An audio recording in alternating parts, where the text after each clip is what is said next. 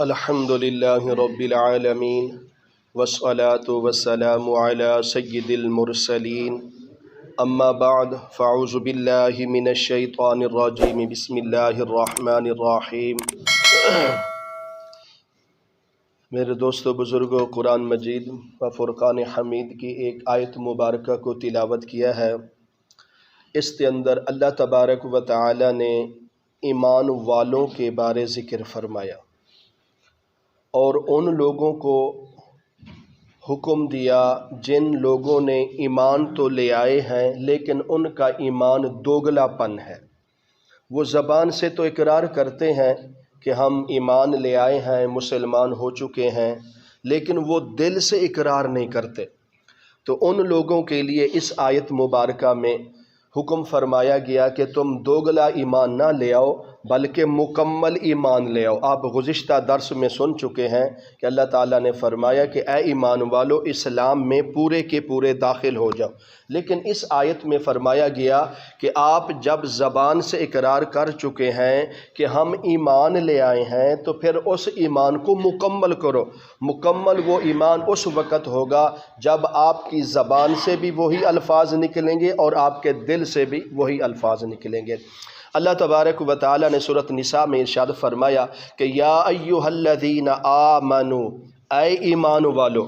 اس آیت میں صرف ایمان والوں سے بات ہو رہی ہے، کسی کافر سے نہیں، کسی غیر یہودی سے نہیں، کسی سکھ سے نہیں، کسی بت پرست سے نہیں، بلکہ ایمان والوں سے۔ یا ایھا الذین آمنوا، اے ایمان والو جو تم اپنی زبان سے اقرار کر چکے ہو، کلمہ لا الہ الا اللہ محمد الرسول اللہ پڑھ چکے ہو، تو ان لوگوں کو، ایمان والوں کو خطاب ہو رہا ہے، اے ایمان والو آمینو باللہ ورسولہ، کہ تم اپنے ایمان کو اس طرح لے آؤ جس طرح آپ صلی اللہ علیہ وسلم نے ہمیں ایمان پر چلنے کا طریقہ سکھایا ہے۔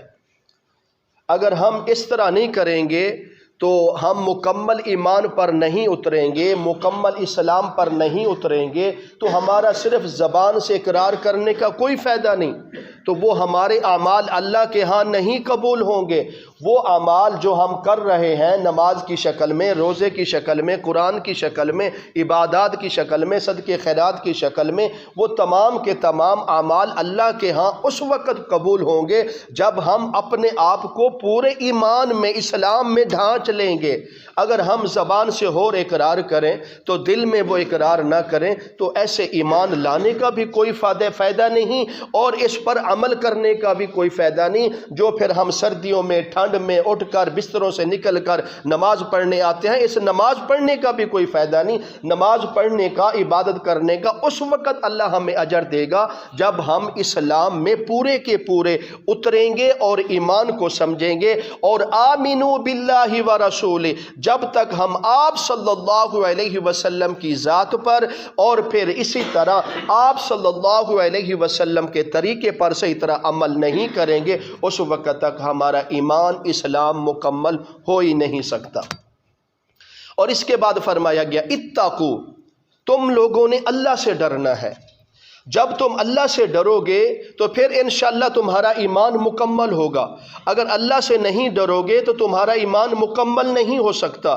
جب تم دنیا میں رہو، زندگی گزارو، تمہارا جینے کا تمام معاملات جو ہے دنیا میں رہنے کا، یہ سب اللہ تعالیٰ کے سامنے ہے۔ یہ نہ سوچے میں اپنے گھر میں داخل ہو گیا ہوں، اب مجھے کون دیکھنے والا ہے، اپنے کمرے میں بیٹھا ہوں، اب مجھے کون دیکھنے والا ہے، اپنے دفتر میں بیٹھا ہوں، اب مجھے کون دیکھنے والا ہے، اپنے کھیتی باڑی کر رہا ہوں، اب مجھے کون دیکھنے والا ہے۔ نہیں میرے دوستو، ایک ذات ہے جو تمہیں ہر جگہ ہر وقت دیکھ رہی ہے۔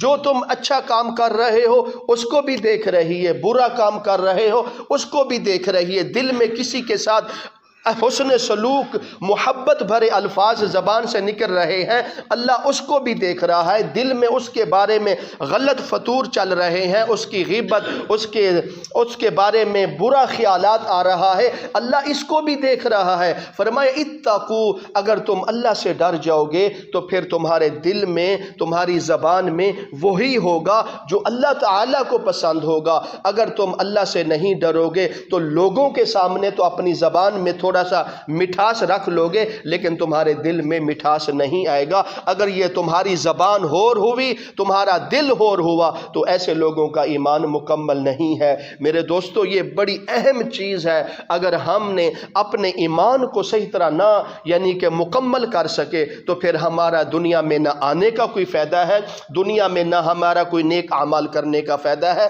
فرمایا آمینو باللہ و رسولہ، جس طرح ہم ایمان مجمل میں پڑھتے ہیں نا، اقرارم باللسان و تصدیقم بالقلب، جو تم دنیا میں اعمال کرو اس کو دل سے کرو۔ جب تم قلب سے کرو گے، دل سے کرو گے تو انشاءاللہ وہ تمام کے تمام اعمال اللہ کے ہاں قبول ہوں گے۔ اللہ اکبر۔ یہ ابھی میرے ذہن میں یہ باتیں آ رہی ہے۔ دیکھ لو صحابہ کرام کا ایمان کیسا تھا۔ حضرت سمیہ رضی اللہ تعالی عنہا اسلام میں سب سے پہلی شہید یہ خاتون تھی۔ ابو جہل نے اس کو پکڑا اور اس کے دونوں ٹانگوں سے رسی کو باندھ کر اونٹوں سے باندھ دیا، کہا ایمان چھوڑ دے، میں تیری زندگی بخش دوں گا، تمہیں معاف کر دوں گا، تمہیں زندگی مل جائے گی۔ حضرت سمیہ نے کہا میں نے اپنی زبان سے لا الہ الا اللہ محمد رسول اللہ پڑھ چکی ہوں، اب میرے جسم کے ٹکڑے تو ہو سکتے ہیں لیکن میں اپنے ایمان کو ختم نہیں کر سکتی۔ حالانکہ ہماری طرح ہمارے اندر وہ چیزیں ہیں، اگر ہماری طرح وہ سوچتی چل کوئی بات نہیں، اب ان کافروں کو کہتی ہوں ٹھیک ہے میں نے ایمان چھوڑ دیا، پھر میں دوبارہ ایمان لے آؤں گی، اگر وہ ہماری طرح دوگلا پن کرتی تو وہ اپنی جان کو بچا سکتی تھی، لیکن اس نے کہا نہیں، میری جان جاتی ہے تو جائے لیکن میں اپنے ایمان پر آنچ نہیں آنے دوں گی۔ کافروں کو للکار کر کہا اے کافرو، اے ابو جہل، مجھے میرے جسم کے ٹکڑے تو کر سکتے ہو لیکن میں اپنے ایمان سے منہ نہیں پھیر سکتی۔ اسی طرح حضرت بلال رضی اللہ تعالیٰ عنہ کا واقعہ ہم سنتے ہیں کہ جس وقت یعنی کہ امیہ بن خلف اس کا جو مالک تھا، اس نے انگاروں پر اس کے جسم کو لٹا دیا، تپتی ریت پر لٹا دیا، کوڑے لگانے شروع کر دیے، گلے میں یعنی کہ رسی کو باندھ کر یعنی کہ تپتی ہوئی صحرا کے ریت پر اس کو یعنی کہ گھسیٹنا شروع کر دیا، مکے کی گلیوں میں گھسیٹنا شروع کر دیا۔ صرف اس کا یہی جرم تھا نا حضرت بلال کا، وہ اپنی زبان سے احد احد کہتے تھے، یعنی کہ اللہ ایک ہے، اللہ ایک ہے۔ حالانکہ آپ صلی اللہ علیہ وسلم نے بھی پیغام پہنچایا حضرت ابو بکر صدیق کے تھرو کہ اے ابو بکر جا کے بلال کو کہہ دو کہ ٹھیک ہے ہمیں پتہ ہے آپ ایمان لے آئے ہیں لیکن آپ ان کافروں کے سامنے احد احد نہ کیا کریں،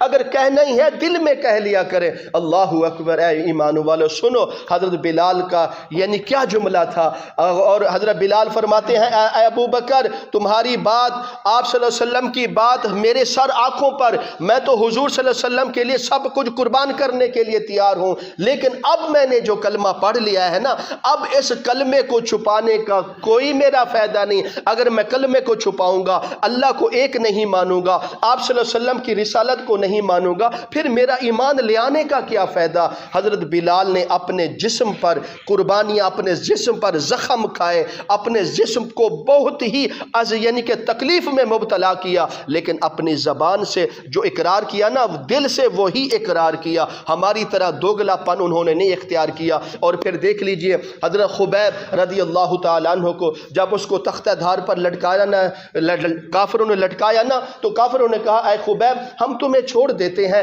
بس آپ صلی اللہ علیہ وسلم پر ایمان لے آنا، یعنی کہ انکار کر دے کہ میں حضور کو نہیں مانتا۔ حضرت خبیب نے کہا اے کافرو، اے مشرکو، مجھے تختہ دھار پر لٹکا دو، میرے جسم کی بوٹیاں بوٹیاں کر دو، لیکن میں اقرار کرتا ہوں زبان سے بھی دل سے بھی، میں آپ صلی اللہ علیہ وسلم پر ایمان لایا، اللہ پر ایمان لایا، آسمانی کتابوں پر، فرشتوں پر ایمان لایا۔ اللہ اکبر۔ یہ صحابہ کرام کا ایمان تھا۔ اور پھر دیکھ لیجئے یہ زندہ مثال ہے، حضرت امام حسین جس وقت میدان کربلا میں گئے ہیں اور شمر نے کہا کہ اے حسین ہمارے ہاتھ پر بیعت کر لو، ہم تمہیں چھوڑ دیتے ہیں، ہم تمہیں یعنی کہ واپس جانے دیتے ہیں، لیکن حضرت امام حسین نے کیا کہا، اے شمر میں اپنی جان اولاد پورا کنبہ تو قربان کر سکتا ہوں، لیکن اے بدبخت تیرے ہاتھ پر میں بیعت نہیں کر سکتا۔ اگر وہ حضرت امام حسین ہماری طرح، ہمارے اندر دوگلا پن ہے نا، اگر ہماری طرح وہ سوچ لیتے چل کوئی بات نہیں ابھی اس کے ہاتھ پر بیعت کر لیتا ہوں،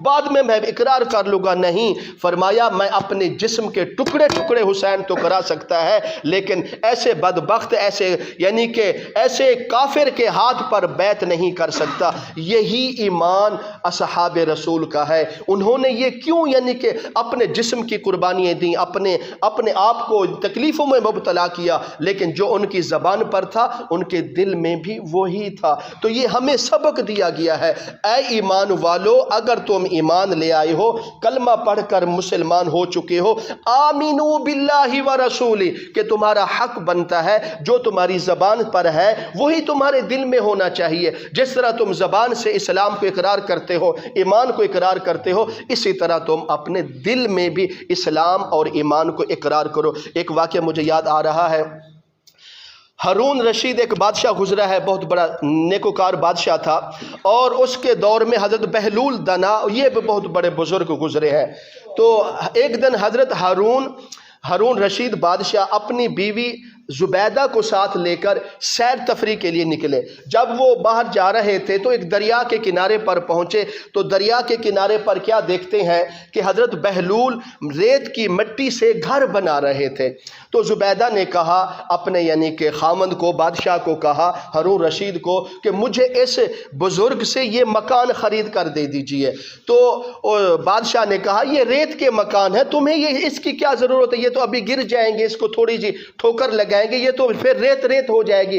زبیدہ نے کہا نہیں، مجھے یہ مکان چاہیے۔ تو پھر ہارون رشید نے کہا حضرت بہلول سے کہ یہ آپ کتنے کا مکان بیچیں گے، اس مکان کے خریدنے سے کیا ہمیں ملے گا؟ حضرت بہلول نے کہا اگر یہ آپ مجھ سے مکان خرید لیں گے، اس کے بدلے اللہ آپ کو جنت میں مکان محل دے گا۔ اور پھر جس وقت جنت کی بات ہوئی تو پھر ہارون رشید نے کہا کہ اس کی قیمت کتنی ہے؟ تو حضرت بہلول نے کہا اس مکان کی قیمت 1 دینار ہے۔ تو زبیدہ نے کہا مجھے یہ مکان چاہیے۔ تو ہارون رشید نے 1 دینار دے کر وہ مکان جو مٹی کا بنا ہوا تھا حضرت بہلول نے اپنے ہاتھوں سے بنایا، وہ زبیدہ کے نام لگا دیا۔ تو پھر حضرت بہلول نے دعا کی، پروردگار جس طرح اس زبیدہ نے مجھ سے 1 دینار کا دنیا میں یہ ریت کا بنا ہوا چھوٹا سا مکان خرید لیا ہے، اے پروردگار اس کو جنت میں اس سے عالی شان محل عطا فرما دیجئے۔ اب یہ زبیدہ 1 دینار دے کر وہ مکان خرید کر چلے گئے۔ جب گھر میں چلے گئے، محل میں چلے گئے، رات کا وقت ہوا، تو جب رات کو ہارون رشید بادشاہ کو نیند آ گئی، سویا ہوا تھا، سوتے سوتے اس کو خواب آ گیا۔ خواب میں کیا دیکھتا ہے کہ وہ جنت کی سیر کر رہا ہے، جنت میں پھر رہا ہے، جنت کے محل دیکھ رہا ہے۔ جنت کے محل دیکھتے دیکھتے اس کی ایک محل پر نظر کہ اس کے محل کے اوپر دروازے کے اوپر لکھا ہوا تھا یہ زبیدہ نام کا محل ہے۔ تو ہارون بادشاہ نے کہا یہ تو میری بیوی کا محل ہے، کیوں نہ میں اندر جاؤں، اس محل کو دیکھوں، جنت کا محل ہے۔ تو جس وقت ہارون رشید بادشاہ اس محل کے قریب گیا، دروازے میں داخل ہونے لگا، تو اس محل کے باہر دربانی کھڑے تھے، چوکیدار کھڑے تھے۔ انہوں نے کہا اے ہارون رشید تو اس محل میں نہیں جا سکتا۔ تو ہارون رشید نے کہا یہ میری بیوی کا محل ہے، زبیدہ نام لکھا ہوا ہے، تو میرا حق کے اندر جانے کا؟ تو ان یعنی کہ آواز دینے والوں نے کہا یہ دنیا کا نظام نہیں ہے، یہ آخرت کا نظام ہے، یہ جنت کے محل ہے، جنت کے محل میں وہی داخل ہوگا جن کے نام کے محل ہوں گے، جن کے نام لکھے ہوئے ہوں گے، وہی داخل ہو سکتا ہے۔ اگر تمہیں یہ محل چاہیے تو تم بھی دنیا میں جا کر اعمال کرو، نیکیاں کرو، تمہیں بھی محل مل جائیں گے۔ بالآخر کار اب یہ کروٹیں بدل رہے تھے تو اچانک یعنی کہ ہارون رشید کی آنکھ کھل گئی، تو بڑے پریشان ہوئے کہ میں جنت میں اپنی بیوی کا محل دیکھ آیا ہوں، یہ وہی محل ہے جو حضرت بہلول سے ہم نے لیا تھا۔ تو جب رات کو ابھی وقت ختم ہونے میں بڑا ٹائم رہتا تھا، ساری رات وہ کروٹیں بدلتے رہے، جلدی اس کے ساتھ اس انتظار میں صبح ہو میں بھی جا کر بہلول کو تلاش کروں، میں بھی اس سے جا کر مکان خریدوں جو ہمیں اللہ جنت میں دے گا۔ بالآخر کار صبح کا وقت ہو گیا، ہارون رشید حضرت بہلول کو تلاش کرتے کرتے وہیں پہنچ گئے جہاں حضرت یعنی کہ اپنی بیوی زبیدہ کا مکان لیا تھا حضرت بہلول سے۔ جس وقت وہاں پہنچے ہارون رشید نے کہا کہ مجھے بھی ایک مکان چاہیے، اور پھر یہ مکان کی قیمت مجھے بتا دیجئے، اور اللہ اس کے بدلے مجھے جنت میں محل عطا کر دے۔ اب بہلول نے کہا اب یہ مکان تو آپ کو مل جائے گا، لیکن اب اس کی قیمت وہ نہیں لگے گی جو آپ کو پہلے میں نے 1 دینار کی قیمت कीमत लगाई थी, अब इस मकान की कीमत पूरी दुनिया की बादशाहत मुझे अता कर दे, फिर इस मकान की कीमत आपको यानी कि अदा होगी। तो हारून रशीद ने कहा, मैंने आपसे कल तो एक मकान लिया था जिसकी कीमत 1 दिनार थी, अब इसकी यानी कीमत तो ज्यादा क्यों बढ़ गई? तो हजरत बहलूल ने कहा, कल जो आपने मकान खरीदा था ना, वो आपने बिन देखे खरीदा था, आपने देखा नहीं था। तो आज आप मकान देख कर आए हैं, फिर इसको खरीदने आए हैं, अब इसकी कीमत ज्यादा बढ़ चुकी है। मेरे दोस्तों, इस वाक्य से हमें यह सबक मिलता है कि हम अब दुनिया में रह रहे हैं ना, जन्नत को बता, हाँ ये जन्नत है, जन्नत मिलेगी, ये जहन्नम है, गुनाहगार जहन्नम में जाएंगे, आज हमें समझ नहीं आती। लेकिन जब हमारी आंखें बंद हो जाएंगी, तो फिर जब हमारे सामने जन्नत भी होगी, जहन्नम भी होगी, तो फिर उस वक्त हम पछताएंगे, है काश हम दुनिया में वापस चले जाएं, फिर हम दोबारा नेक अमाल करेंगे, फिर हम जन्नत को हासिल करेंगे। आखिरत में जाकर सिर्फ पछतावा ही होगा, पछतावे के अलावा कुछ नहीं होगा। आज अल्लाह ने हमें जिंदगी दी है, जवानी दी है, वक़्त दिया है, आज हमें चाहिए या अय्युहल्लज़ीना आमनू, ऐ ईमान वालो, आमिनू बिल्लाहि व रसूली, हम अपने ईमान को इतना मजबूत कर लें, जो हमारी ज़बानों पर है वही हमारे दिलों पर हो। अगर हम अपने ईमान को मजबूत कर लें, 100% ईमान में उतर आए, इस्लाम में 100% हो जाए, तो फिर इंशाअल्लाह हम कामयाब हो सकते हैं। हमारे अंदर काफ़ी दोस्त ऐसे हैं जिनके दिल होर है, ज़बानें होर हैं। ऐसा नहीं करना चाहिए। कुरान मजीद का फ़ैसला है। हम मस्जिद में बैठकर थोड़ी फ़िक्र कर लेते हैं, मस्जिद के बाहर गए, फिर वही कुरान गया, हदीस की बात गई, वाज़ो नसीहत गया, फिर हम उसी दुनिया में अर्की गर्की में गर्क हो गए। नहीं दोस्तों, जो हम दिल यहाँ लेकर बैठे हैं मस्जिद में, वही दिल हमें मस्जिद के बाहर भी वही रखना चाहिए, और फिर हमें ज़िंदगी ऐसी गुजारनी चाहिए। हमारे दिमाग, हमारी आँखें, हमारी ज़बान, हमारे हाथ, पूरा वजूद इस्लाम के दीन के ईमान के मुताबिक चलना चाहिए। अगर हम सब ने मुकम्मल ईमान को जो हमारी ज़बान में है वही हमारे दिल में आ गया, तो इंशाअल्लाह हमारा ईमान मजबूत हो जाएगा। जिनका ईमान मजबूत हो गया, इंशाअल्लाह वो दुनिया में भी कामयाब हो जाएंगे, आखिरत में भी। दुआ करो अल्लाह ताला अमल की तौफीक अता फरमाए।